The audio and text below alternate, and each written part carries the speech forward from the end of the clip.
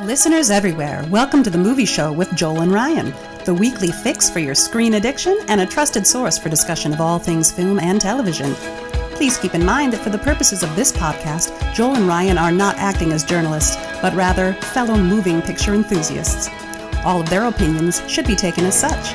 Also, please be warned that while Joel and Ryan may seem like petulant children, they are, in fact, adults who may occasionally use adult language. While they promise to bleep out all the worst words, it's a good bet you will still understand what they were saying. And now, with no further ado, here's Joel and Ryan.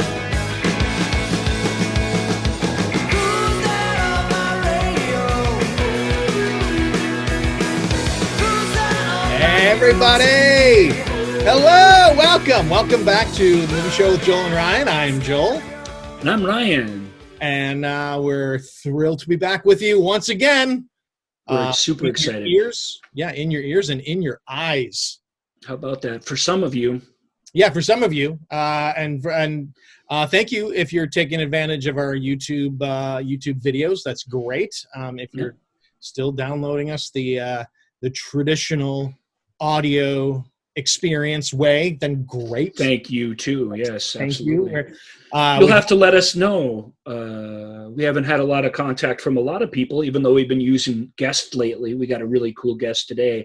But let us know if you like this visual aspect of the show, or it will likely go away when the world gets back to normal. But if you really love it, say something. We'll consider your opinion when we're making those decisions in the future. I mean, who wouldn't want to look at this guy?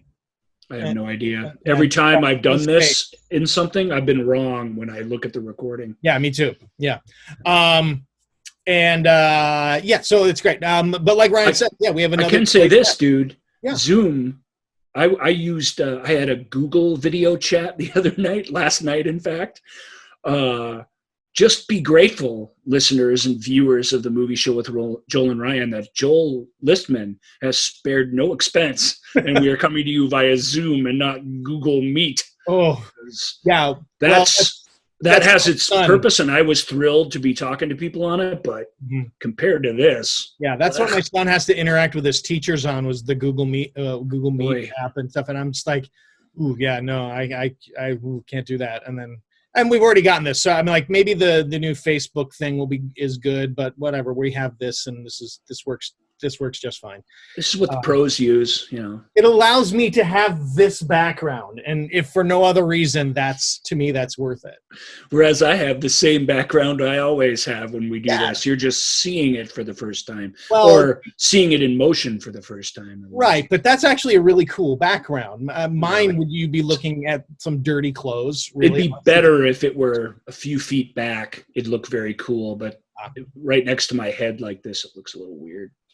All right. Well, like Ryan said, we have another guest this week. You're going to be getting a lot of guests because we're going to take advantage of this Zoom medium and the fact that we're all in different locations, and it's pretty easy. It's easier to get people in to join our show. Yep, we're hoping to do a guest each week. Please sign up. Let us know you want to come on. We'll have you. It's great. And I'll shut up now so we can get to this. Yeah, this guy's a great. We've known Rob.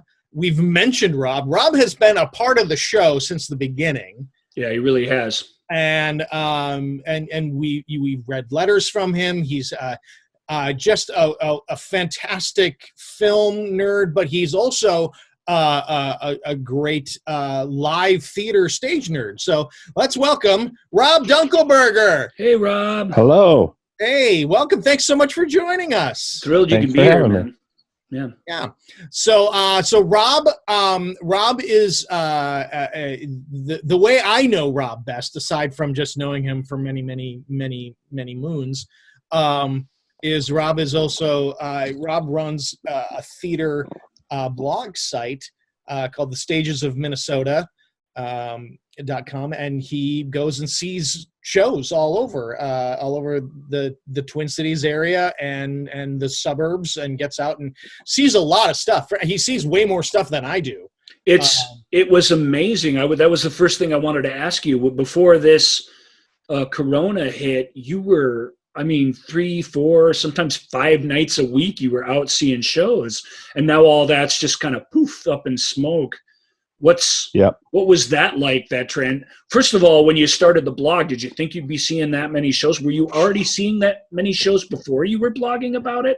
There's a lot of questions. Take your time. My intent when I started the blog was to try and see one show a week. So I'd have one blog post a week. Right.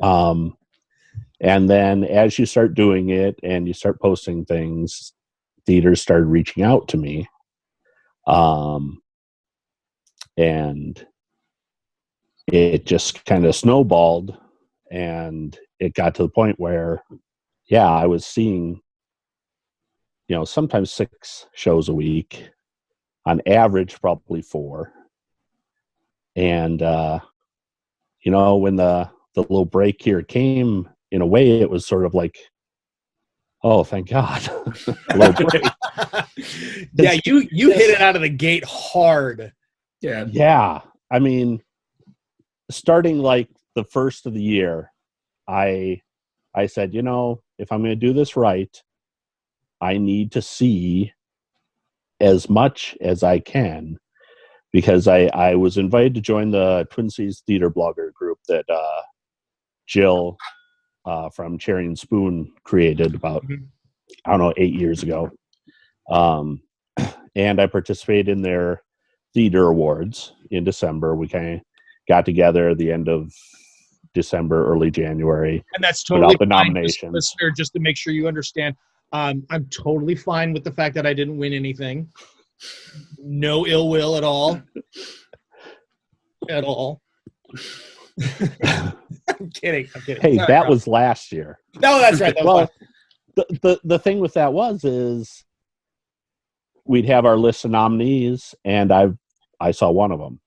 I didn't see any of those shows because I started in the fall. Mm-hmm. Everything that's eligible started last January, and I was still seeing things. The reason I started the blog was we'd go to a lot of theater, but we didn't go to 1 a week, and I certainly didn't go to 5 a week.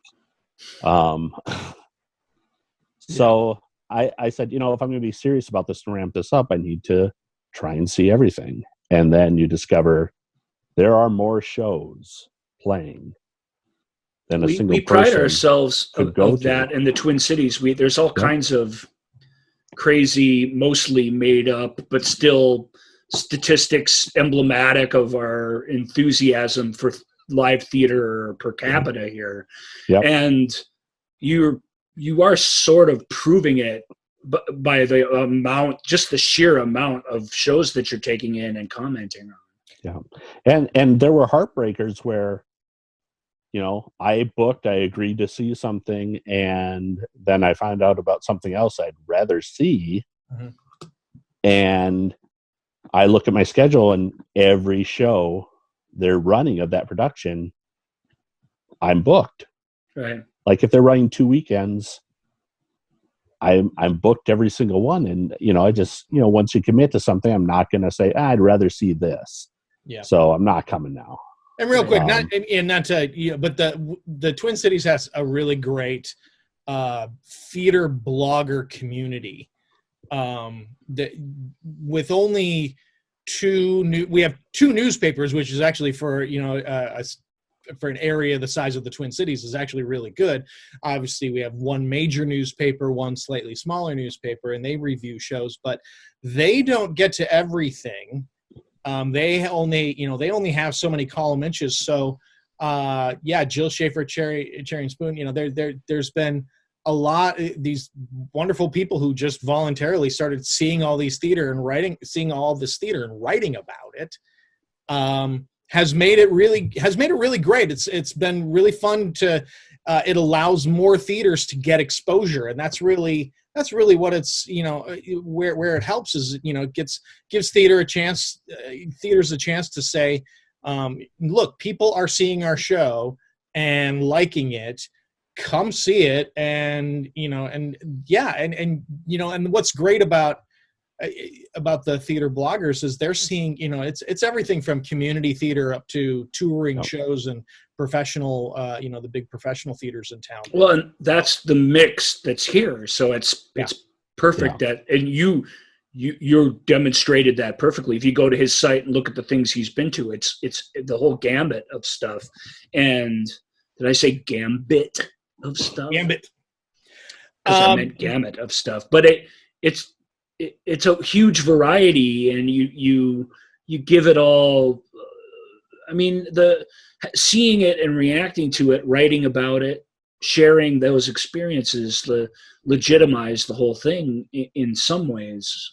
That's what we try and do with our show. We're trying to add to in our own small voice, to the critical, the dialogue about the form of art that we try and discuss. So yeah, and the reason I started it was I realized we'll see a great show, and you're like, oh, who'd like this, and also you go to these shows sometimes and it's like, that's a great show, and half the theater's empty.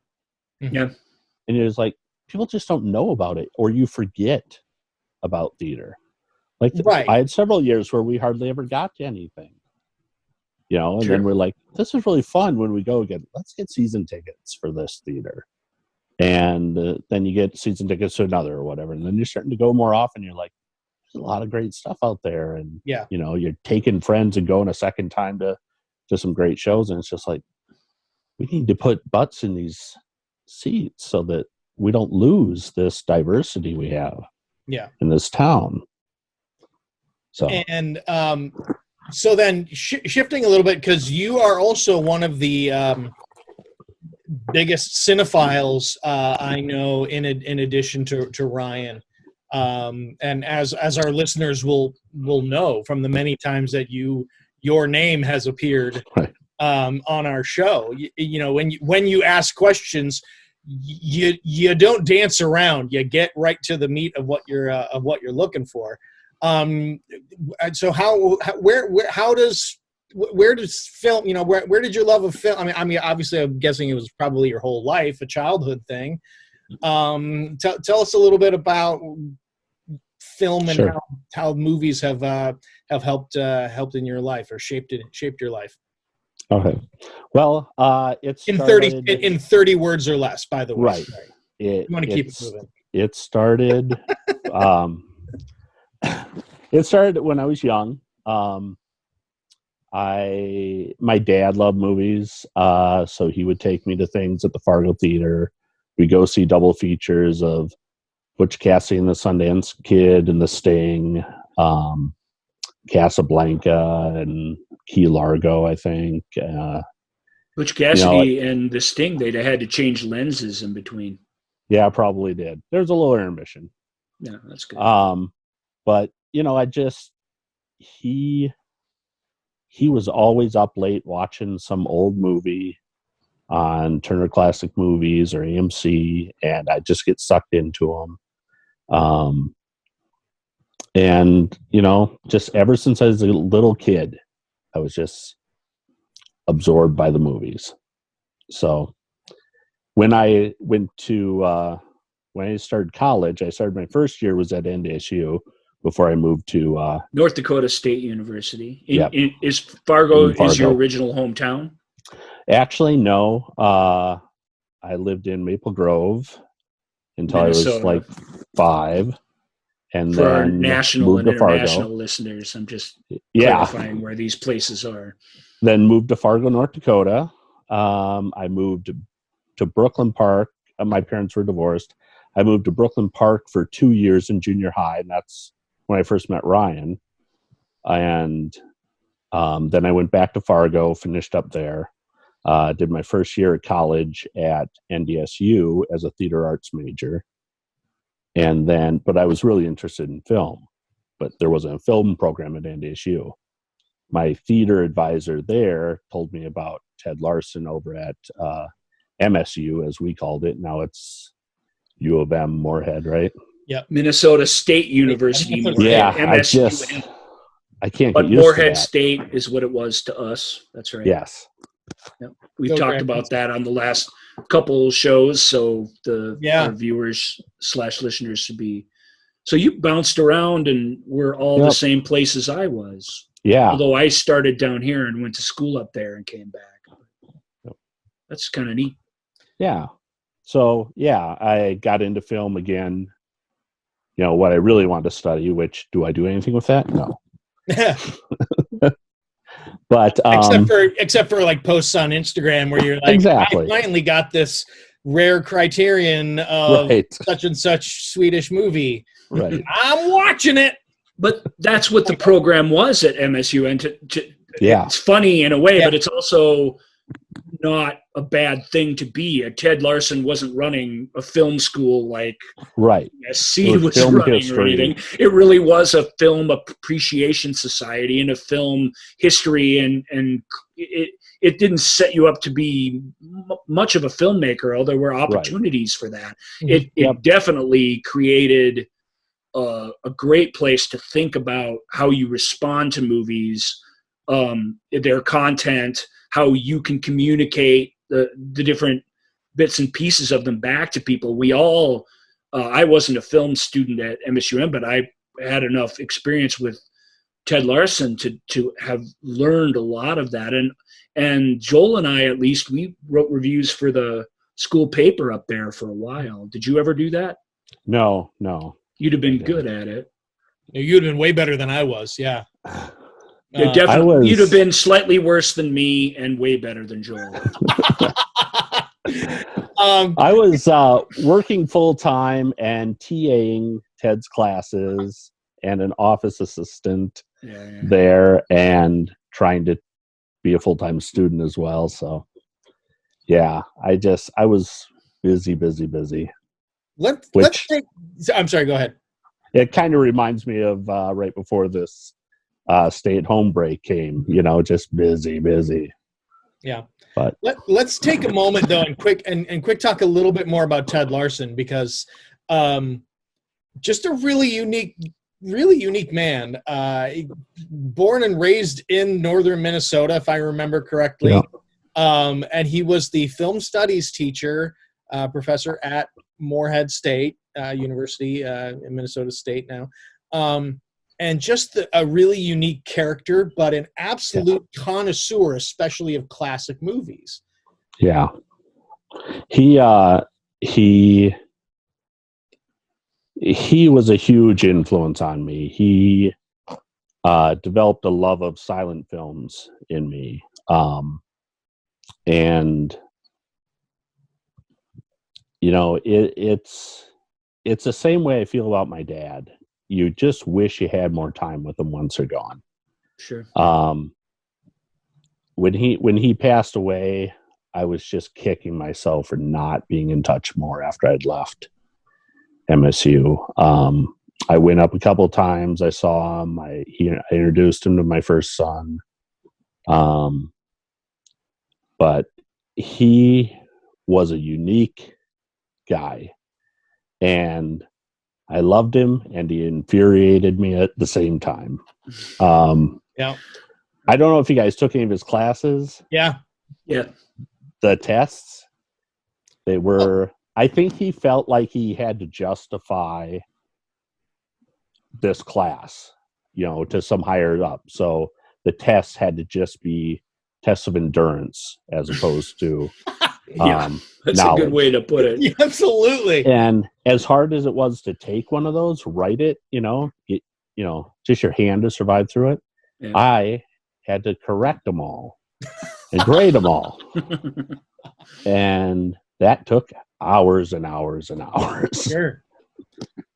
Yeah, he was, so Ted was a guy, he was friends with Leonard Maltin and all of the, he had this extensive collection of classic, especially classic films, but I remember the year, one of the years we came back to school, and it was at the Fargo, had to be the Fargo Theater, did a triple feature of all of the Indiana Jones films as a welcome back to the students, and they were just Ted's personal copies of these films.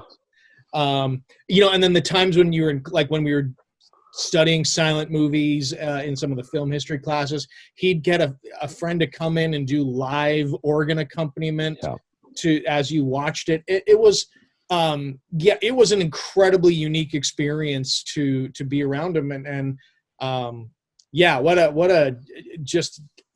the perfect description you had of him. You loved him, and he also drove you insane.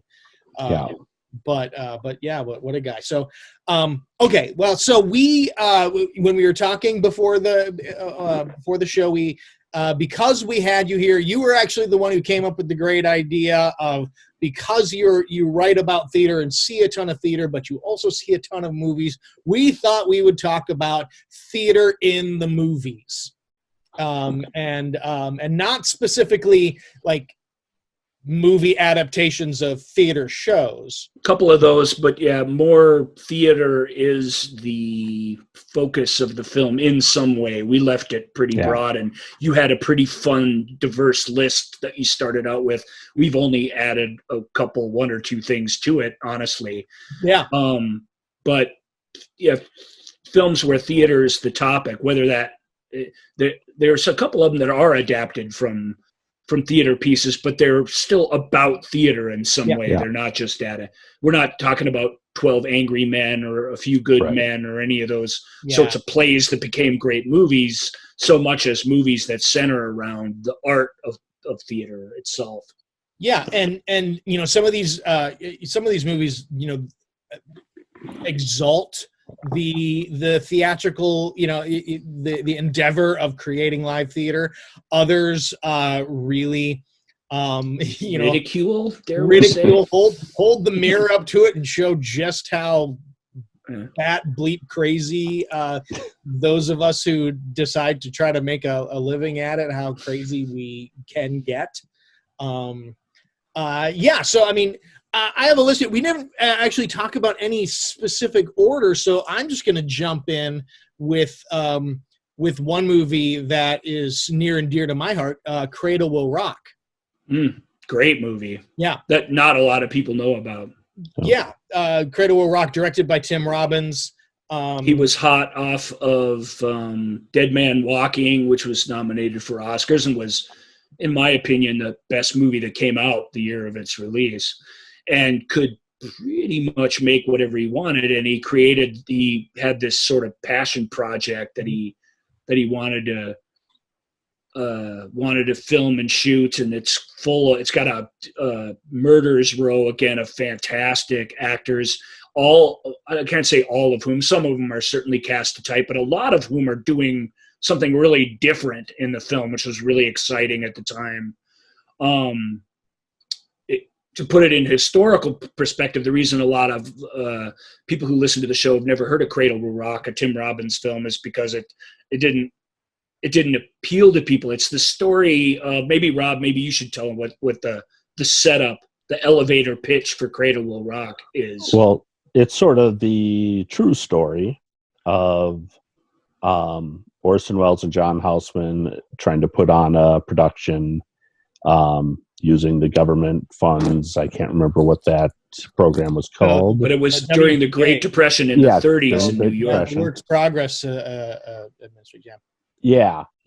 And it gets shut down, so they're trying to figure out what to do. And so they move it to another theater and put it on. But it's sort of about the times and what's going on.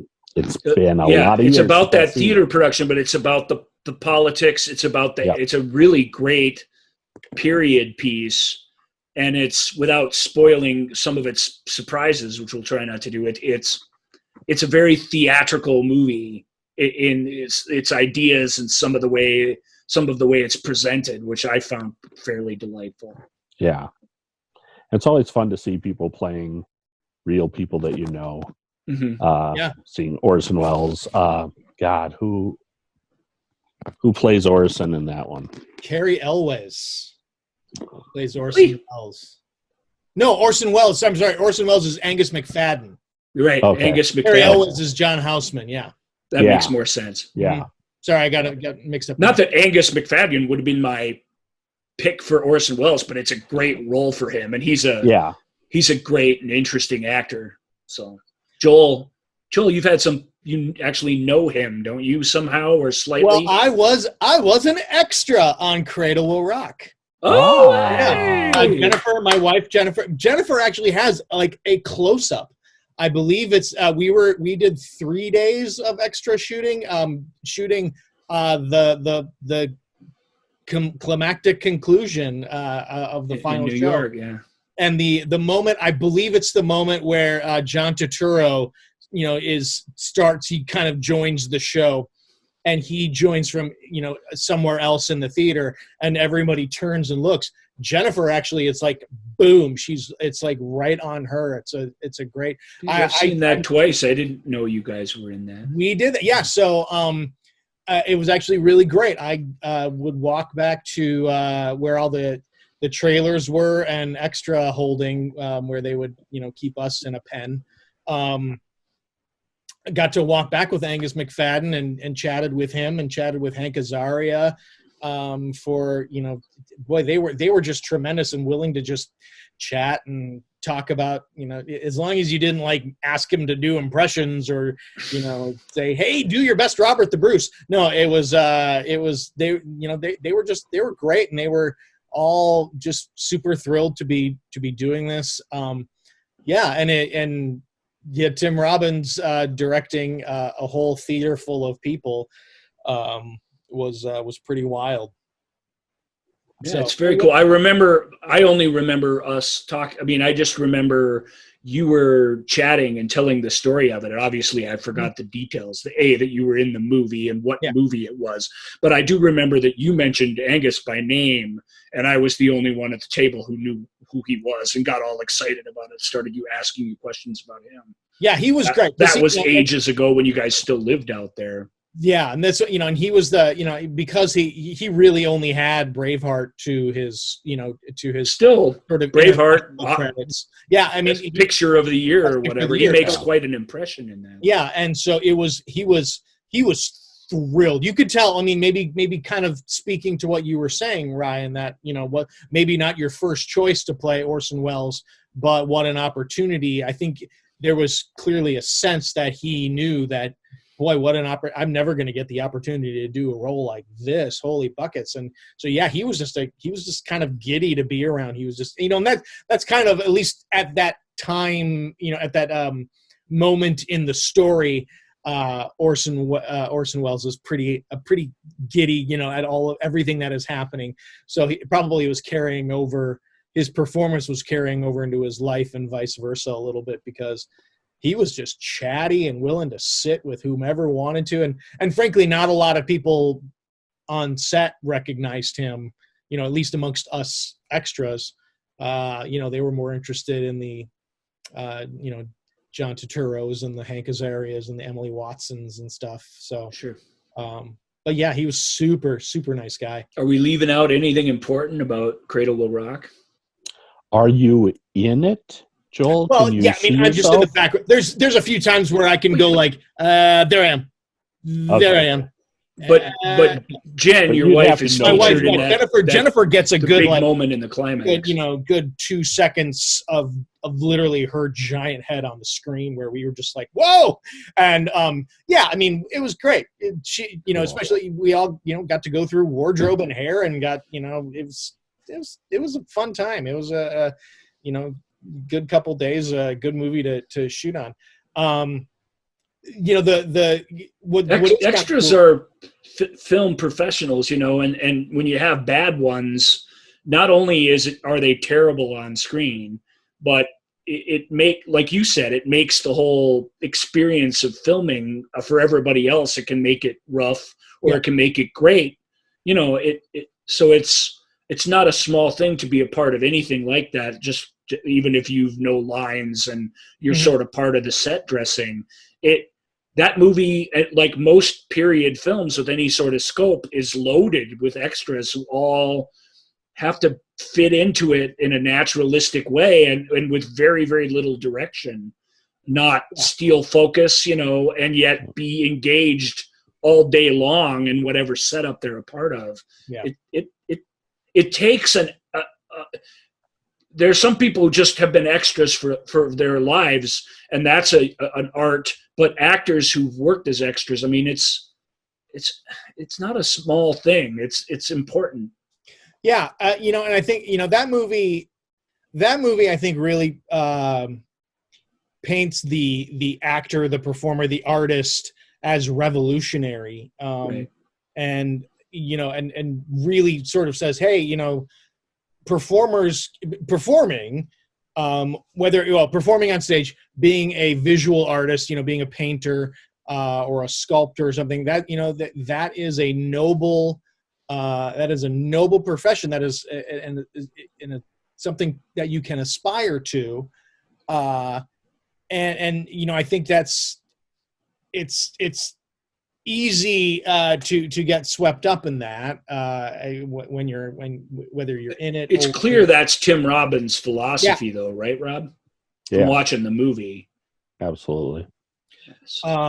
But that's not always the case, because then you get a movie like Noises Off, or a show like Noises Off, where Noises Off is a stage show that was made into a movie, but the stage show is about a stage show.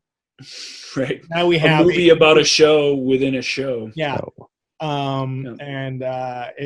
And that is where you really see sort of stage artists, whether they're actors or technicians. You don't necessarily see us or see the people who work in this business at their best. But you do see, even though they're caricatures deliberately, there is truth in the telling of that story, and that we're, as theater artists, and I think just people in general watching that, are able to recognize these very specific types of people in the actors that they watch and other things. And certainly we're able to recognize them as people some version of people we've worked alongside on different productions, right? I mean, to me, that's the joy of that particular piece. It's farcical. It's a nightmare of a show, but it's still super fun. And yeah. So as someone who... And not just a cartoon, even though it's very cartoonish. Yeah. So as someone who sees theater, but hasn't like been on stage doing theater. Not much. Not much. Yes. Yeah. Seeing a Noises Off, seeing a Waiting for Guffman. The producers. That truly is pretty broad. Yeah. What is that? I mean, what is that like? Is it believable? Is it a little too believable? Or when you're like, that makes perfect sense. Well, let's take Noises Off, for example. I did plays and show choir in junior high and high school. And I worked promotions for Straw Hat one summer with Ted. Straw Hat players also in Moorhead, Minnesota, which we've all done a round or two in. Yeah, I've spent a lot of time with actors and theater people and been a theater person. And I think with Noises Off, they take it to an extreme. But that's maybe not the best example. I think one of the other films that we were going to talk about is A Midwinter's Tale. Have you guys seen that one? Yeah. I haven't. Okay. But tell us about it. Okay. That's a film where they're not quite as cartoonish as it's not a broad comedy, even though there's certainly comedy elements of it, right? Yes. It's doing the same sort of thing. It's looking at these theater people and all their eccentricities, their little quirks, their insecurities, but it's doing it sort of in a loving way. It's endearing them to you, because you see it as an exaggeration, but if you've spent any time with a group of theater people you know that some of those traits are pretty straight on, dead on, you know? And I think A Midwinter's Tale does a good job of having us laugh about these people, but not necessarily at them. Mm-hmm. Mm-hmm. You can appreciate what's unique about people who decide to do this, because it's not just their idiosyncrasies, it's also their passion. That's a film, Brian, you should see it. It's a Kenneth Branagh film. I've heard of it. Yeah. It's kind of hard to find. There's a Warner Archive DVD about it, manufactured on demand, but it's not a bad print. All right, but the thing that I love about that film is you're spending a week with these down and out performers who have gotten together as a cooperative experience to put on Hamlet for Christmas. And you're laughing at them, you're recognizing things, you're kind of like, it's kind of on, it's fun, but you're also given these moments that are so sweet. It can be a little sentimental, but you like all these people so much that you just go with it. And the thing that's spectacular about that film is when they get to the final production, it's fantastic. You would love to go see this production that this ragtag team put on. It makes theater come alive in a way that, a couple times a year, maybe it does. It's when I see a production that reminds me of something like that, the creativity, the passion that's being displayed, that I get really excited. And that show just ends so sweetly. It's, if you're not interested in theater, people, it might bore you. You might not recognize any of it, or you might think it's too corny and sweet. But I think if you know actors and have spent any time with them, and are interested in theater at all, it's a wonderful little film. And that's what it is. It's a little film. Yeah, I would. You really touched on something. I think you could go back to Cradle Will Rock a little bit with that too. Is capturing that energy, that excitement that happens in live theater. It's really, really hard to capture on film, and to I guess simulate that so that you can so that the at home or the in the theater viewer or the at home viewer, I guess for clarity's sake, understands the electric. Like, they're not going to feel the same electricity sitting out in a darkened theater seeing a live show, but they need to understand that electricity that the live audience seeing this live show. I'm really layering on. Is this making any sense? It is. But yeah, but Midwinter's Tale does a good job. Cradle Will Rock, I think that's one of the things that it does well, is it captures that excitement that people feel when they're seeing live.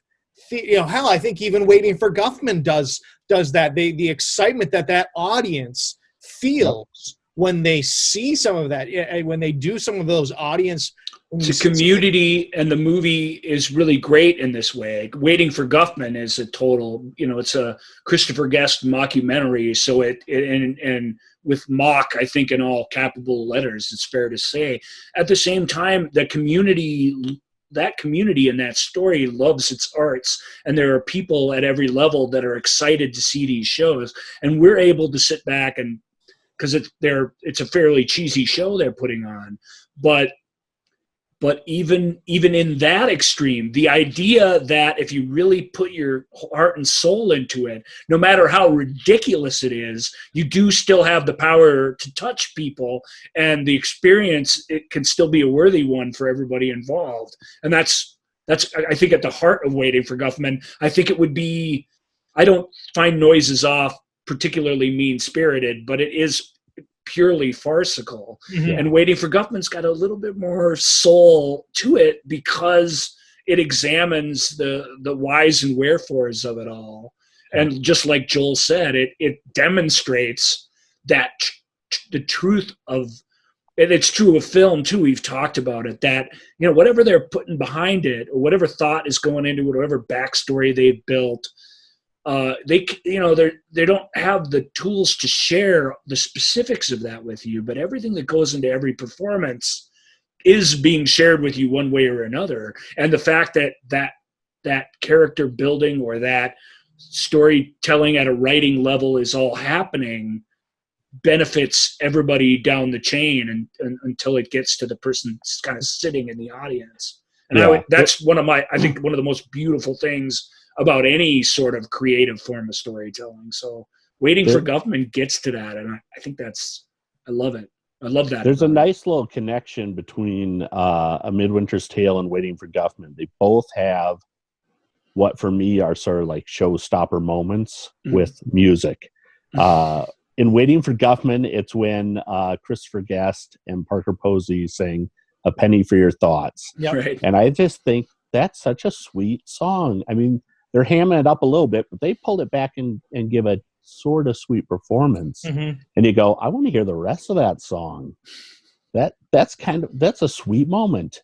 And in A Midwinter's Tale, Julia Sawalha from Absolutely Fabulous, she's plays Nina in the film, and she's during rehearsals she's doing Ophelia's and Will He Not Come Again, and she's playing it on a acoustic guitar, and this moment, it just like it sucks you in. It's like that's the only way to perform that, it feels like, in that moment, and it's really gets you. And you know, sometimes a musical cue like that that does it for me. If there's something like that in a film that just really connects and really makes that moment work.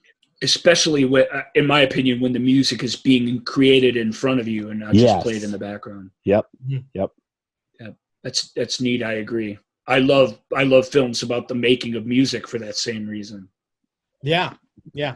Because you get to be there when the magic happens, and that's really neat. Yeah. I will also say anytime Waiting for Guffman is brought up, I always like to make sure people know to try to seek out the numbers that were cut from the deleted scene for Waiting for Guffman. Holy buckets. Yeah. The song This Bulging River is one of the all-time great songs it's this giant, I mean, it's like a 7-minute number, which you understand why they're like, this is brilliant, but we got to cut it. We got to keep going with the story. Right. And to just put 40 seconds of it in, which is all they could really justify, wouldn't be fair either. So the whole thing goes, which is tragic, but it's kind of awesome too. Yeah. It's a monster of a number, and it is well, and actually what you were talking about with A Penny for Your Thoughts and Waiting for Guffman, it is like from what they do is sort of making it nice and small and intimate in this really sort of beautiful, honest moment. What This Bulging River does is it's that Les Mis passion, Blaine, the sound of Blaine. The big rousing chorus number. Oh my God! The first time I saw that deleted scene, I lost my mind. I had to watch it like 3 times because I couldn't believe what I was seeing. Fans of the film, if somehow you're a fan of the movie show with Joel and Ryan, haven't seen Guffman, of course you need to see it. Yeah. You really, all the Christopher Guest films, at least those 3 core films, the Guffman, Best in Show, and Mighty Wind are. It's just so incredibly funny. Joel was talking about Schitt's Creek a couple of episodes ago. Same type of humor, obviously, but those films the characters are also lovingly cared for in them, that even the worst of them are presented with real. Such humanity, and it's just delightful. Yep. They're way funnier because of that. That's what A Midwinter's Tale does too. You feel like these are real characters. The humor comes from the character, not necessarily at the character's expense. Who's that? Is that scripted by somebody, or is that it's not an improv style? And directed by Ken Branagh. So he wrote and directed it, and the next film he did was Hamlet. So this was like, it's maybe like rehearsal, and a lot of the actors he cast in his Hamlet, and even ones he didn't are ones he's worked with many times before. So he's sort of doing a rep theater kind of thing. But you already mentioned the woman from Absolutely Fabulous getting to do something completely different. Yep. Kenneth, I think film directors who come from the theater really love casting against type. You see it in Tim Robbins' film for sure, and always in Branagh, in all of them. I can't think of any that don't have somebody who's given a chance to just do something completely out of character for them, at least in the limited way that Hollywood sees actors, and that's exciting to me. Yeah. I would say also real quick, one of the movies I've been thinking about this week in preparation for the show is Hamlet 2. Oh yes, Steve Coogan. It's a great one. Steve Coogan, yeah, and that's another one where the humor of it comes from a very honest place, from this, from especially Coogan's character, whose name is escaping me right now. But yeah, the setup. Yeah, the setup. I mean, everything that he's doing is absurd, but tell us what that is. So not a lot of people have seen Hamlet 2. I don't think I haven't, but I do know the setup. What's the setup? Yeah. Go ahead, Rob. Go ahead. Oh no, well, too many years. Hamlet 2. No, Hamlet 2. I mean, is it Steve Coogan? First of all, it's a grade A perfect title. Hamlet 2. Yeah. All by itself is really, really funny. Yeah, and made me laugh out loud when I saw because of all Shakespeare's plays, obviously. Yeah. Hamlet, the one where there's only two principals left alive at the end of the thing. Maybe Romeo and Juliet wants a sequel as well. But. Right. So funny. Yeah, I mean, I remember. I remember. There's a play called Fortinbras that takes place right after Hamlet. Like, it takes place like a month after the events of Hamlet, and Fortinbras has taken over the Elsinore Castle, and all of the ghosts of all of the characters who have died are still around, and he's just like, that's funny. Can you just not? I mean, he's like, what is up with you people? So I wanted to make sure it's been a long time since I have seen it, but so this Steve Coogan plays this guy who's teaching high school theater, and he decides that it's kind of like Rushmore, where he'd been doing stage adaptations of popular films. I remember he does one, I think, of like Aaron Brockovich or something, and he's trying to get the kids to get excited about classic theater. So he's trying to get them excited about Shakespeare, and they're not really relating, so he has this idea to do a sequel to Hamlet, featuring time travel to avoid the deaths of the characters, and new, more controversial content, including the introduction of Jesus Christ as one of the characters, and it has the song "Rock Me, Sexy Jesus" in it, which is really spectacular. And I want to make mention Elizabeth Shue is in it, and she's playing herself. And wow! So she's playing this sort of kind of not fully caricature version of herself, but it's a very self-aware Elizabeth Shue who starts dating Steve Coogan's character. And she's working as a nurse now, right? Yeah, it's like she's given up acting. She gave up acting. And is working. So and it's so they create Hamlet 2, and of course, and then there's like people who want to, especially with the "Rock Me, Sexy Jesus" and the introduction of Jesus Christ. He's intentionally trying to be provocative, and so people in the town try to shut him down, which only increases people's want to see it. And it's this giant techno spectacular. Right. You mentioned which was also on Rob's list, the Rushmore and the whatever that impetus is as part of your theater production to create an epic film on stage. Don't they do? Is it Apocalypse Now that they do in Rushmore or Platoon? No, it's called, God, what is it? Heaven and Hell. It's original. Oh, I see. So that's play that he's written. But it's clearly every Vietnam movie exactly ever rolled into one. Because they did do Scarface, I think, is one of them that he stayed. Serpico, right? Even better, less epic than Scarface, but actually, and they got the little Serpico model would make train going in the back, and yeah. That's the one where we see them actually rehearsing scenes of it, right? It's Serpico. Yeah. It's, back in the late 90s here in town, a local artist got the rights from Stephen King to do a big stage adaptation of what's the movie everybody loves so much? It's like the top rated movie of all time. Shawshank Redemption. Yeah, Shawshank Redemption. Yeah. Oh, yeah. And it did a pretty nice production of it, so I don't have any complaints about that. But it's just a few years after Shawshank Redemption comes out. What are you doing a stage adaptation of it for? It's weird, you know what I mean? But it's not uncommon. So even when it's sort of made fun of, like it is in Rushmore, although by all accounts his shows in Rushmore are considered brilliant in their own way too. So and that's one of the things that's part of the fun is that it's clearly Max is hailed as he's a genius at that school for coming up with these shows. It's just his academics aren't that good. Right. And it's like, and going back to what you were saying, like the people here. Isn't that, probably not Rob, it being a assistant professor and all, but for me anyway, that's just, really good at all the side junk and not able to study like math or economics to save my life. Who had time? I guess.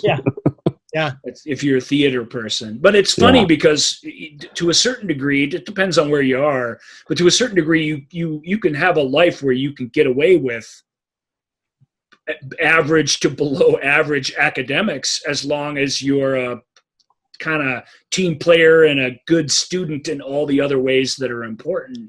Yeah.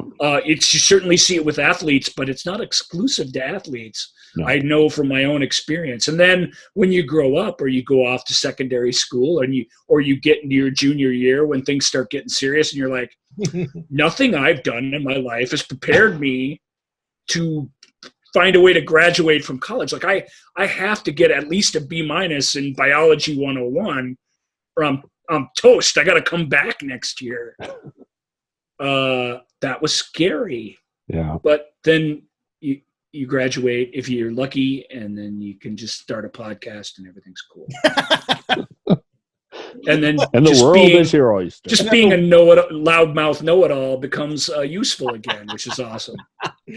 And sucker your friend into listening to you every week. That's right. Hey, before we move on to the next movie, just because it made me think of it, Rob, we tease Rob. We call Rob the super fan. That's not really teasing. You're what we dreamed of. You're what we were hoping people would come listen to the show and write us and write comment sections and share the show and have thoughts and criticisms. And that's what we want. We want to interact. We desperately want to interact with fellow film fans. Several people have done that for us, but you're the one that has truly picked up the banner and led the way on that. So in case we don't say it later, we're super grateful for that. Well, however, you say that and then I feel bad because once I started the blog, I always listened. I always forwarded it, but it wasn't the same after that. But emails kind of dried up, didn't they? No, you know what though? It coincided though with a friend of mine. He started binge listening to our show like on a family holiday.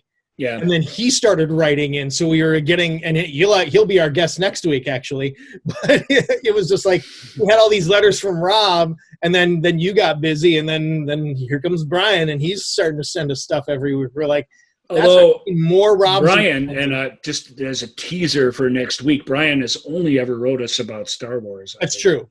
And he has even pitched. There's nothing wrong with that because we've done half dozen shows about Star Wars, so it's not like we're not on Team Star Wars. But could be a little bit more diverse. Tune in. That's a challenge, Brian. Yeah, maybe we won't talk about Star Wars at all next week. No, don't say that. We always have to be able to fall back on Star Wars, Joel. Jesus. That's true. All right, so back to theater, though. Can I get two in that I don't want to skip as we're closing in on an hour? Let me finish one thought with Rushmore. Yeah. Sure. And then we can be done with that. What I really liked about those theater segments is sort of the same thing that happens with Midwinter's Tale at the end. When the production's on, you're just like, God, that's so creative. That is so, it gets you fired up. It's like, look what you can do. What a little genius he is. Come up with this. And those moments, that movie is not about theater, but it just has those three sequences where you're just like, wow. Bill Murray's character's crying at the end. The compulsion to create. Anyone who's worked in any sort of arts understands that to some degree, and Max in Rushmore has that. He's compelled to do those productions, just like a songwriter is compelled, whether they're introverted or whatever they are. They soldier on even if they're not successful because they are compelled to create, and that's a neat thing that's on full display in Rushmore that I also like. Yeah. So I just want to cap off the Christopher Reeve trilogy because I promised that we would. We mentioned Noises Off. Oh, yeah. We need to talk about first Death Trap and then Somewhere in Time. But let's start with Death Trap because that's an interesting also movie based on a play about, in this case, playwriting, not necessarily play or production, which most films are about. So it makes it a little different. So, Death Trap, Rob. Go. Death Trap, go. It was on your list. Death Trap's not a surprise. No. Death Trap's just this fun, twisty, comedic thriller. Light on the comedy, really, but there are moments. Michael Caine plays an accomplished playwright who is now a less and less accomplished playwright as time goes on. He's a professor at a college. Am I right? And one of his students is played by Christopher Reeve, his protege, maybe we could call him. Right. And we gotta be careful because there's some spoiler. No, but I don't think I'm spoiling anything. You learn that stuff. They're getting together to work on his next play at his home, and I'll leave this set up there. But it's not Hitchcockian because it's a very straightforwardly made film, but it's twisty and turny like a good thriller, but it has plenty of comedy as well. Yeah. And Michael Caine is delightful in it, and Christopher Reeve, who was always really good, is great in it as well. Yeah. I and Diane Cannon is great in it too. And can I say, sorry, Joel, I keep cutting you off, man. All good. Also, when I was stage managing for a living, whenever somebody asked what I did, I'd say I was stage manager, and then I always say, "You kind of know what that is," and they're like, "Yeah," but what they meant was, "No, I don't know what that is." Right. And I would always use Julie Haggerty in Noises Off as the example. You remember her? As time has gone on, of course, I don't stage manage much anymore at all, but as time's gone on, I can't use that example. But there were some sweet 5 or 6 years where I was like, with the headset on, and I remember she's trying to organize everything. That's a stage manager. Yeah. It's not really. It's a very superficial portrayal of a stage manager, but it still gave them the sense of what it was, which I was appreciative of. So Somewhere in Time, that's not really about theater. Or did you want to say something about Death Trap before you? Well, I was just gonna say I got to play the Christopher Reeve role, one of my first professional roles out of college. Fun. And it was super fun. And it was I remember one of the things that that we talked about when we were in rehearsals for the show about, the idea of shows within a show, things like that. But one of the really great things that the script does is, it really distills the essence of writing a thriller or writing a play and writing a thriller, and how it gives that information to the audience, because the audience has to have to be able to have that speak the same language, speak that same shorthand, in order for them to A, be surprised, and B, get a lot of the jokes. So the early part of that and the movie does it as well, is it sort of sets up, it sort of reminds you of all of the tropes of a thriller, and then delivers a bunch of them, or tips a bunch of them on their head. Yeah, it turns them on their head. And that's one of the movie, and I hate to say this because I hate this movie, but the movie that does that really good is Scream, where it just sets up all the horror tropes and then delivers them, or mix and matches them. It does that dual thing. And even though I don't really like that, I admit that that's the master stroke of that film. Yeah. It's both an instructional video on how to make a movie like that, and it's a movie like that in equal effectiveness. Mm-hmm. So talk a little bit about Somewhere in Time. Great film. It is. Good. It's really good. The thing is you have to grow up with that movie, because I think maybe lot of that's people, true. Is that true? Can you not watch now, that now and have the same effect on you? I think it comes off as really corny, and the performances, particularly of Christopher Reeve, aren't great. It has one of the best. It opens with one of the best portrayals of a backstage party after an opening night, or after a closing night. I can't remember what it is, but that I've ever seen. Like, it's so real, just the way it's shot, everything. I love that. And William H. Macy's in it. Yeah. In that party scene. Yep. As a young man. And Somewhere in Time it's hard to even set it up without. We're going to have to spoil it a little bit. If you don't want to be spoiled for Somewhere in Time, you don't know what it is, and somehow you haven't seen it and want to see it, give me 30 seconds here. Okay. So Somewhere in Time is the story of this playwright who has this very strange encounter with this old woman. He's a student playwright, but you get the feeling he's about to hit the big time. And as part of his research for writing his next big play, he goes off on a kind of road trip to this old hotel, and he becomes captivated with the image of this woman in a photo there. And literally, through meditation and self-immersion, wills himself back in time, where he falls in love with her. That was exactly 30 seconds. You can thank me on that. Nice. Yeah. Welcome back, listener. It's unabashedly romantic. Jeannot Swark directed it, and nobody wanted to make this movie. Universal paid for the film because it was a modest film, and because they owed him for coming in and taking over Jaws 2 and delivering a finished movie there, because that movie was a complete disaster behind the scenes, had multiple directors and weather and everything the first movie had, except no will by any single person to get it done, until Jeannot, this French guy, came on and finished it.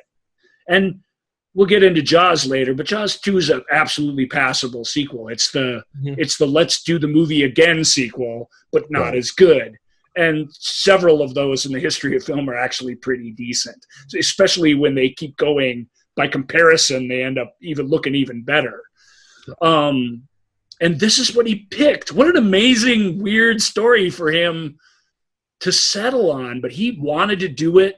Reeve was really excited about it. The female lead in it's Jane Seymour. She's enchanting enough to make you want to cross oceans and physics to meet her. Like, that's really well done. You online the other day mentioned John Barry's music, how he takes a particular classical theme and marries that to this romantic score that is just wonderful.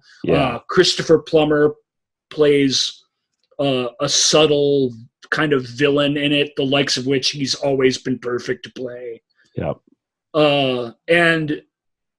And the movie makes you fall in love, and it utterly breaks and shatters your heart as well. Yes. It's like, what else can you ask? But it's neat because he's a playwright, and that's an important part of the story, and she is an actress, and that's an important part of the story. So it really is, it's not primarily a theater movie, but the theater really is a big part of the backdrop of the story and what makes it so effective.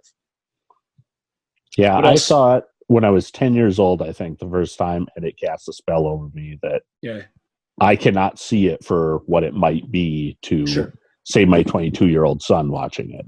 It is unabashedly romantic. Even the people at the time in the studio thought it was just silly, but when I think about that movie, even my memories of it are filmed through gauze.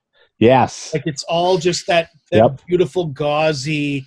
You know, everything golden and it's just shot on location almost entirely in Mackinac Island in Michigan, which is a island that doesn't have any automobiles, and it's kept it's a touristy place, but it's kept sort of forever like a turn of the century America, and it's a beautiful place utilized really, really well by the filmmakers. Yeah, I've been there, I've stayed there, and you have to dress for dinner. You have to wear a jacket and a tie, and there's ballroom dancing in the evenings, and horses and carriages, no cars. You take carriage rides or bicycles, and it's magical. I really agree. Fantastic. It maybe not for everybody, but if the sound of that appeals to you, that's a trip Midwesterners can take in a day or two that they probably should consider. Yep. Yeah. We were there and it rained all day, and it was still enchanting. Yeah. It was really neat. It rained all day, and one of my brothers were sick the whole time, and I still thought it was awesome. Yeah. So I've never been. It's one of my wife's favorite places. That is someplace that we will go someday. Probably we'll have to not bring the kid though, because I don't think our son would. I don't know. Well, you don't have to stay in the hotel and do the whole thing up. You can just visit downtown, and you know what I mean. That's what you can go over. We treated it like a theme park, and then went home to one of the strip hotels, like on the other side of the. But you know what, Joel? You and Jen have a weekend getaway. Yeah. Go at the end of the season. That's what we did. We got a deal on a murder mystery weekend, and we had to be part of a murder mystery, but we sort of participated, sort of not. Yeah. Through that, because we were there to be in the Grand Hotel where they shot Somewhere in Time and walk around the grounds. Right. Nice. All right. Well, we have a few more movies here. Let's make sure we get to his top 5 that he told us we had to do. Oh yeah. What were those top 5? I'm looking at our big master we've covered all but Synecdoche, New York. Then let's hit that for sure before we move on. Well, you guys have seen this? Yes. I never have. I have seen it. It's an odd movie. It's not for everybody. It's a very odd movie. Odd movie about odd people doing odd stuff. This week. So in a nutshell, Philip Seymour Hoffman, always fantastic. Yeah. Plays a theater director whose life is kind of coming all apart. And he is awarded a MacArthur grant, which is basically just all the money you want to do whatever you want. Some theater project. Good gig. So he begins a theater project, and he ends up in this theater that's like a huge, like indoor hangar that could house an entire airport. and he starts casting everyone as versions of themselves, and then eventually it gets to the point where he has to cast people to play the actor it gets out there, and it is weird. It is weird. And I mean, it's a high concept defines. story. Is it Charlie Kaufman? Yes. Oh, okay. Yes. Well, then, yeah, that makes sense. Yeah. The layer upon layer upon layer. He is. Right. I love him. He is such a great writer. And this really movie, a unique voice in film, no doubt. His other films are fill in a couple of them, so people get the gist of what this is. Being John Malkovich. Yeah. Adaptation. Yeah, really good movie. Anomalisa. Oh man, I haven't seen that one. Oh, that's really good. Stop animation. Okay. Interesting. Fantastic. Human nature. Anyway, reality gets skewed. The movie it creates its own reality. Ebert, I guess would be a better way of saying it. It's about the way the brain works. That's what the movie's about. It explores that. Like we create a version of ourselves, and then we meet other people, and with some people we act this way, and other people we act that way. So then we create other versions of ourselves. And instead of just examining the psychology of that, which it does, it tries to physically demonstrate that for us. Exactly. And that's where it sort of goes the extra mile. Yeah. And every time you see it, you go, well, I'm going to have to see that again. If it works on you, that's the reaction. Otherwise, there are others who said, I'm never going to see a movie like that ever again. That's true. But it's great. It's an art film, but it's a really interesting and fun one, I think. It is. And it's got a great cast. Catherine Keener's in it. Who's always really welcome to see. Michelle Williams, Samantha Morton. Yeah, because he did this. Was this the Emily Watson after Being John Malkovich? Yes. No. It was after. Well, it's after, yeah. Not right after, but it was. Being John Malkovich was a hit. I mean, that was a weird, solid hit, though. And so, he had all this heat, and it seemed like he was one of those people that like everyone was just clamoring in line to work with him. Yeah, this one was 2008, and it was the first time he directed. Oh, okay. So he wrote and directed this one. And then Anomalisa was, maybe 5-6 years ago, and that was his first one after this. Oh, Eternal Sunshine of the Spotless Minds before this. That's probably his Being John Malkovich, maybe, but that Eternal Sunshine probably his most famous. Yeah. And that's an odd movie too, but if you can handle that, New York is different. It's challenging, but it's still really interesting. You should give it a spin. Yeah. It's fun. Clearly a guy who is just fascinated with the machinations of how our brains work and how it's because Being John Malkovich is also just tremendous. Yes. Anything else you see on the list, Joel, before we close things out? So just other movies about theater. I mean, me and Orson Welles, Shakespeare in Love, Birdman. Birdman. That's a good one. Yeah, Bullets Over Broadway, Moulin Rouge, Man of La Mancha. That was the other one that was in my top 5, sort of. Man of La Mancha. Yeah, have either of you seen it? Well, I feel like I've seen Man of La Mancha. What are we talking about? Is there some version of it that's a behind-the-scenes version of it, or no? It's the Peter O'Toole film. Yeah, the classic Peter O'Toole, where it's it's Don Miguel de Cervantes, and then putting on Don Quixote de la Mancha in the prison. Yeah, and it opens with him performing out in the town square. Mm-hmm. It gives you this taste for what theater was like back then, where they traveled around to these small towns and they're all wearing masks. And the one thing that I really liked, that really captivated me as a kid, was how they made fire. They had these billows, and it was just like cloth, red and orange cloth. that went up because of the air they're forcing through. Still probably the best way to make fire. Yeah, they do it in Waiting for Guffman again, you know. And then he goes up and he gets imprisoned, waiting for to stand before the Inquisition, and he has to perform his work, his Don Quixote, in order to save it from being burned.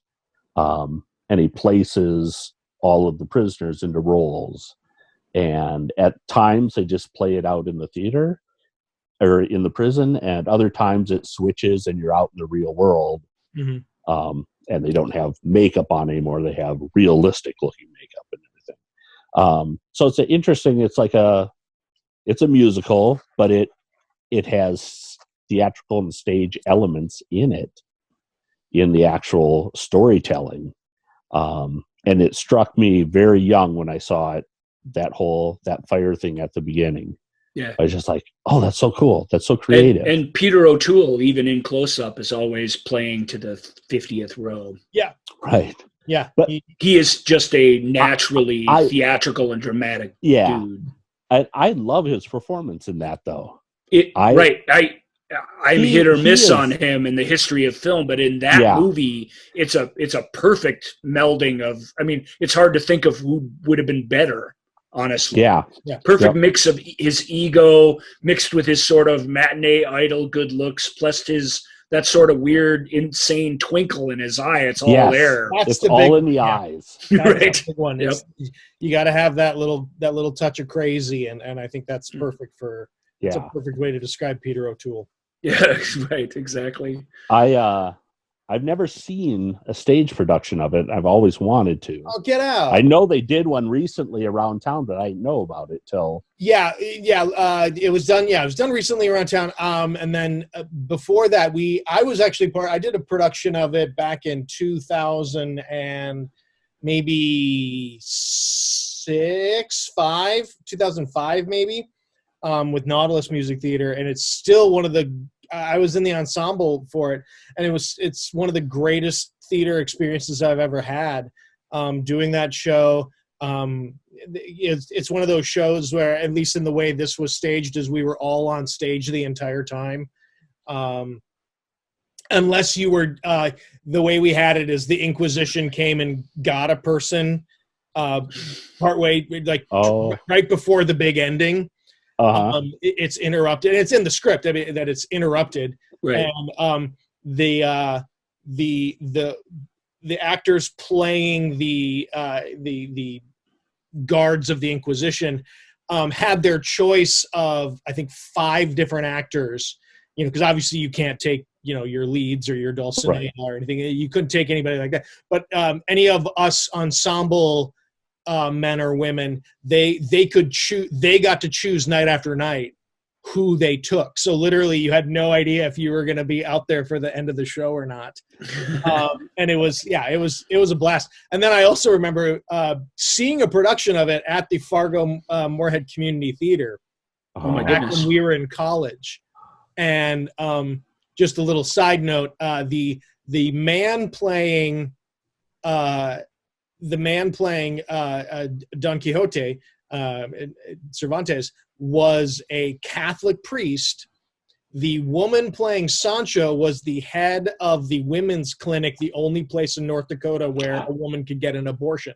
Goodness. And the two of them hated each other so much. So in the play, you have Sancho Panza and lot of friction in the material between them two. Yeah, and they have to be in sync and just and I'm Sancho, I'll follow my master to the end, and but yet in reality they hated each other, and that was palpable. And you're watching it, just waiting for someone to lose their mind on stage. How crazy that they even cast them together. I know, it was it was wild. I remember that, so that or really that either of them even came out for it. It's so it's that whole idea is crazy. Yeah. Can I let me know if you've seen this? There's a movie that came out within the last 10 years called The Reckoning. Have either of you guys seen that? No. Yeah, Willem Dafoe, right?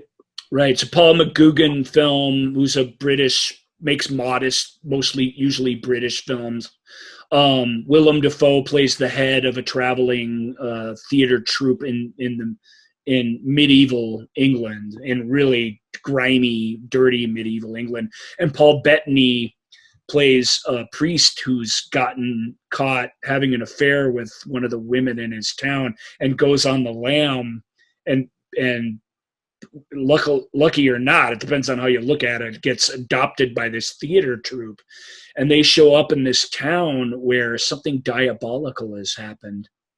Vincent Cassel brilliantly plays the lord of this small town. It's all feudal England.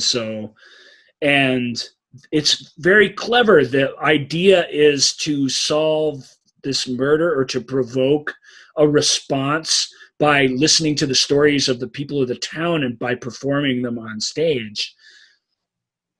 The movie's not brilliant or anything, but it's very diverting, and it shows a really interesting way of life. Early theater was not a glamorous thing by any means. Right. And I just wanted to give a shout out to that if people hadn't seen it. That's a recent one that looks quite nice and has some stars in it that you might find interesting. Yeah. I don't know. Yeah, I don't know that. What was just passing through my head is there's a great book called Station 11 that is about a theater troupe traveling around trying to perform Shakespeare essentially after the apocalypse. But there's this brilliant play, and I think it could someday make a really great movie. It's called Mr. Burns, or The Electric Play, and it takes place. The Guthrie did it a few years back. It's the premise of it is the first act has taken place essentially as society is crumbling, and or society has crumbled, and people are trying to remember, as a way to entertain themselves, they're trying to remember episodes of The Simpsons, and then remembering certain parts of certain episodes becomes currency. Where you could I remember this part from the episode for Psycho Bob, and they talk about different theater troupes performing episodes of The Simpsons. What's that? It's a play? It's a play. Who wrote it? It's a very good question. And then the final act takes place 100 years in the future after these things, and it's essentially like a game of telephone where people, the oral history of all of these episodes of The Simpsons has continued on. And so then you get this, essentially the final act is them performing the Sideshow Bob episode where he ends up singing, HMS Pinafore. Yeah. And, but it's all messed up because the oral history has become tainted through the many, many years. It is absolutely wild. I don't know what made me think of it. It sounds like a genius idea, but it kind of shocks me that there's a play that Guthrie would do that would be tied to pop culture like that. Yeah. It must be really awesome because I've heard this play raved about. Yeah, it was one of the most crazy, amazing things I've ever seen. Anne Washburn is the woman who wrote it. I know the name, and it was done. It was originally performed in 2012. So, yeah, it was bonkers. It was really, really fun. So, to wrap it up here, though. So, I mean, again, Rob, thank you so much for talking about all of this. I'm going to keep you on here while we didn't really do this last week with our guests, but did just want to, the first episode that Ryan and I did after taking a break during all of this, when all of this stuff started going down, was we were talking about shows to stream and things that you might not have come across. I thought it might be fun to real quick. Has there been anything that either of you have discovered in the last just couple of weeks? Anything new that you think people should be checking out? I'll let you go first, Bud, if you've got something. What what would be your top recommended streaming things, or amongst your top recommended things that maybe not everybody's heard of already? Right. Well, there's a couple of shows on Netflix. Atypical, which is great. Michael Rappaport, Jennifer Jason Leigh are in it. They have a son who's autistic, but very high functioning, and a daughter, and it's probably one of my favorite shows of all time. I'll admit, although I won't admit what role it is or in what show, but I'll admit out loud, just for karma's sake, that once I appeared in a play where my entire performance was just a Michael Rappaport impression. He's a very distinct fellow who looks nothing like me, and when I start to do it, it just felt like brilliant acting, so I just kept doing it and fooled them all. Hey, if you're gonna steal, if you're gonna steal, you got to steal big. Yep. Yeah. Kim Convenience is another show. I've heard of that. Very much like Schitt's Creek in that these are not laugh out loud funny shows. They're shows that you grow to care about the characters. But situationally very odd and funny and compelling. Yeah. Yep. Yeah. That's all I can think of. I haven't discovered anything new since we did that show, but I did leave something off the list that I believe is the best character drama of the last 10 years, which is *Halt and Catch Fire*. Oh yeah. And I should have that should have been part of my, but *Halt and Catch Fire* it's just about it has these 6 principal characters, and they are incredibly fully realized on screen, and and their relationships evolve in ways that aren't the cliched ways that our modern melodramas develop relationships. It's just really, really unique. People's differences with each other, their willingness to forgive each other, or the circumstances with which they are set back with each other, even if they can't forgive each other. All of that is explored wonderfully, and the backdrop of it is essentially modern computing from the early 80s to the late 80s. I believe it's spread over 3 or 4 seasons. It's got Mackenzie Davis and Scoot McGarney and Kelly Bishi in it, and Toby Huss, and who's the star of the thing? Isn't it Lee Pace? That's right, Lee Pace. Yeah. Outstanding. Yeah, that's Lee Pace is this conglomeration of every sort of ego head of whatever computing firm. He's this sort of obnoxious but very sympathetic sort of Steve Jobs-like character. Yeah. And that show it takes a while, because any show that wants to treat human beings as complex as they really are does not jump right out at you. And the first season, the computing is rather dull. That gets more exciting as the show goes on. By the end of it, I was desperate for it not to end. I thought every episode was poetry. Like, really, just one of the best shows I've ever watched. So, yeah, it's one of those that's been Catch Fire forever. And it's just one of those where it's like, okay, I got to just, because I've heard it now from you, but I've had several people whose opinions I take stock in, say that is just a fantastic. Man, it's good. And it's not, like I said, it's the best character show. It's not the best plot show or the best this show or the best that show. The characters are the character work's just stunning. It's just stunning to me. And that is, the plot contributes to that, and all the different elements do, but the relationships are so fully fleshed out, and they hardly ever take the easy way out. We've seen, like, you watch a good spy show, like you watch Alias, that was a fun show. Mm-hmm. But the relationships in that show were not believable by the middle of the second season, because those characters are put through the ringer in such an insane way that in a lot of TV shows, the bigger it is, the harder it is to maintain any sort of believability. This show isn't that big. It's an intimate show. People called it boring, but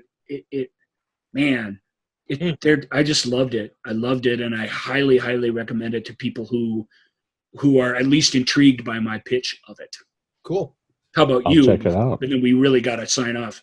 Yeah. I was just going one? to say, Tina Fey and Robert Carlock have taken Kimmy Schmidt, the Unbreakable Kimmy Schmidt, right? Long running show with what's her face, with Ellie Kemper, right? And they have made a movie called Kimmy Schmidt versus the Reverend, and it is a honest to God choose your own adventure movie, and it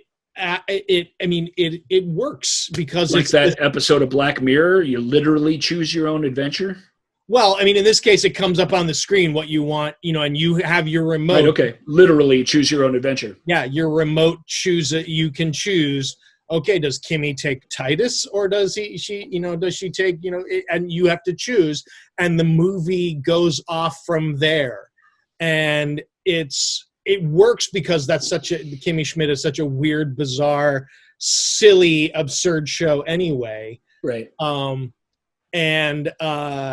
Yeah, if you're up for something just really different and probably important that you've seen at least most of Kimmy Schmidt leading up to it, though. Yeah. So I mean, if you're but that's highly recommended too. That's a fun show. Yeah, if you haven't seen that, if you like Tina Fey, if you like 30 Rock, it's the same vibe, it's the same feel because it's very much a Tina Fey production. Cool. So Kimmy Schmidt versus the Reverend. It was just weird and very funny and very bizarre, and a choose your own adventure where you're working your remote that seemingly went seamlessly. It wasn't like a jarring thing. It was the way it was produced. I mean, I guess maybe that's a tribute to streaming now, is that these things, the lag time is such where it doesn't. Well, it just like I said, it's not a new thing. That Black Mirror episode was really revolutionary in that they set out to create a choose your own adventure through your remote, and it's not a new idea anyway. It goes all the way back to the 80s, but to do it, it's working now. It's always been considered a thing that was folly. But now I love seems those to be books. Yeah, twist to the keep plot the momentum of a story going, while you're waiting for someone to choose, and but still give them it worked. I found it very funny. So that's my recommendation. Do we have time for one other thing? Yeah, sure. Okay. You in guys 30 seconds or less. This. Okay, I'll try. But then I'm turning it over to you. I'm just kidding. You can take all the time. What have you been watching, Ryan, and why? What have I been watching and why? Yeah. Oh man, That's can't what's do always that in 30 happening, and seconds. you guys skip over it half the time. But what you watch and why you're watching it that week, or what led you there, is I watch movies seasonally, and I'm trying to punctuate the passage of time these days. I don't have a family here. I'm very, very isolated. I'm trying to maintain that by that normalcy, by at least in prime time when I would normally come home from work, or thereafter, I'll watch the same films I would have watched anyway. We're entering summer, so I've just been watching the Star Wars films, which I watch around Memorial Day because that's when the majority of them came out. Right.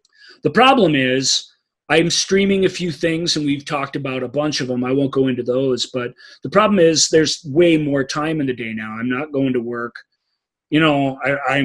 I've got time, so what do I watch? I've been trying to do more of what I would. That's how it started, and what I found was that's not satisfying. I'm just adding 2 or 3 opening acts to what I was going to watch that night, which is something I've probably seen 2 or 3 times, or 7 times, or 11 times. You know what I mean? Right. So I've just whatever movie I'm watching that night. Last night it was Ready Player One. I watched a few movies from around the same period, just a few years ago in that case, and just tried to watch the best stuff. So in the last few days, I watched Room, which was my favorite movie of a few years ago with Brie Larson, and films that are just really good. Today, before I logged on with you guys, I watched Ron Howard's Rush and Captain Phillips.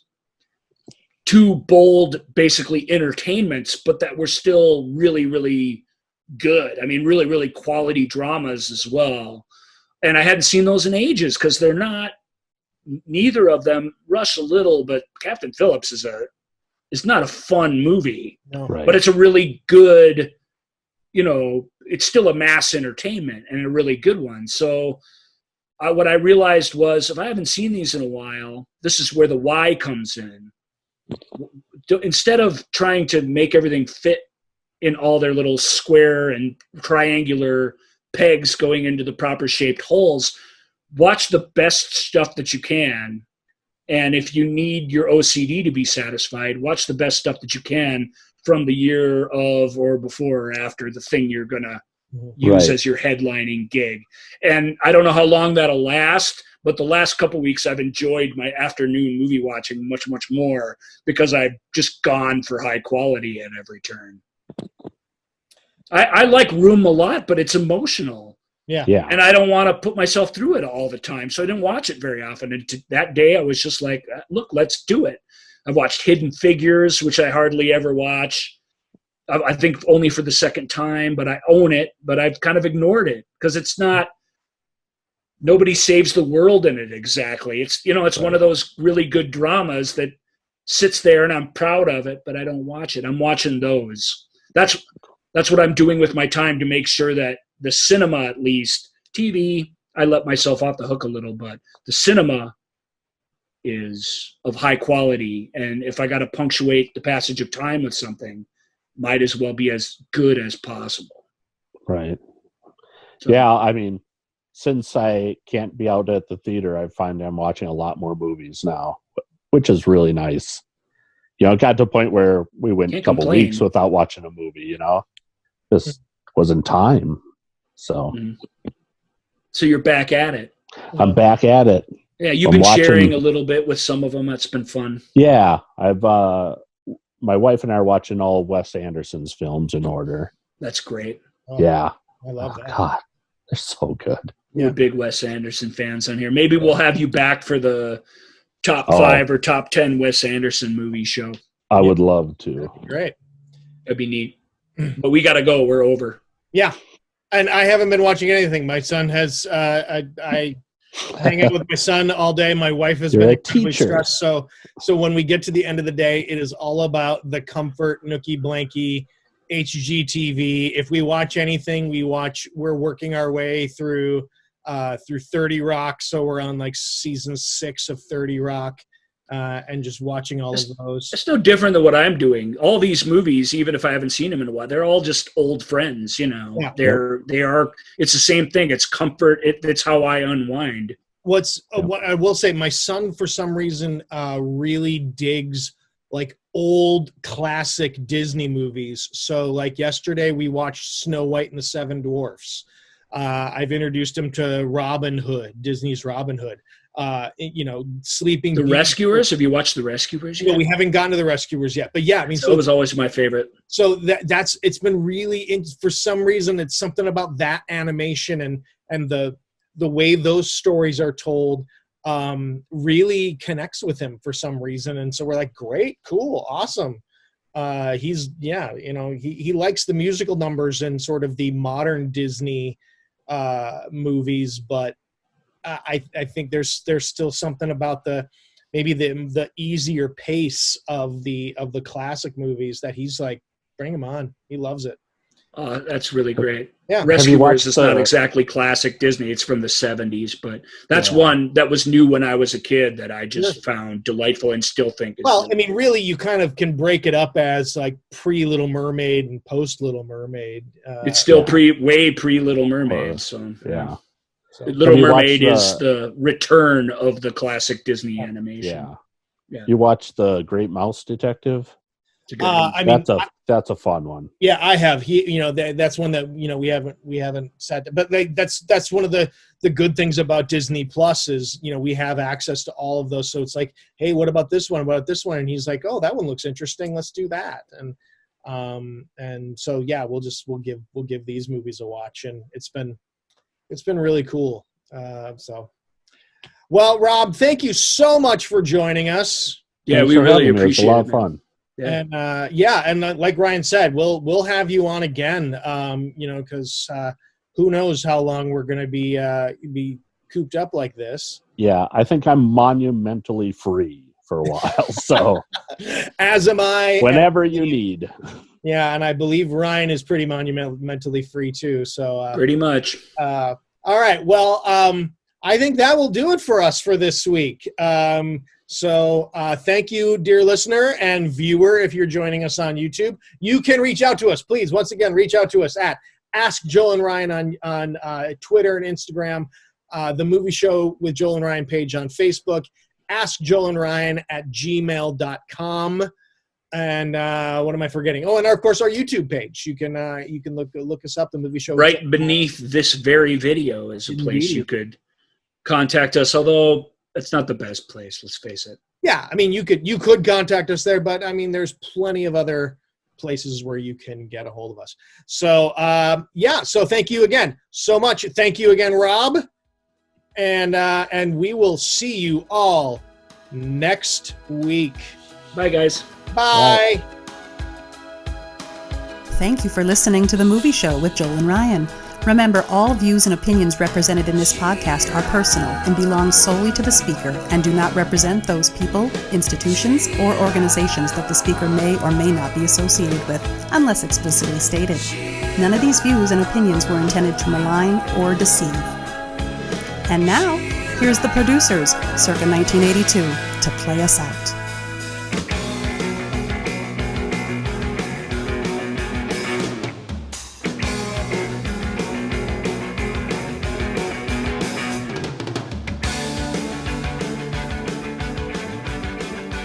And Damage is out of there. His streak is broken. And he's down just like we are. But you know something? Damage came back and hit in 17 more consecutive games. And that's just what we got to do. We got to bounce back and keep that streak going. Jolt and Joe.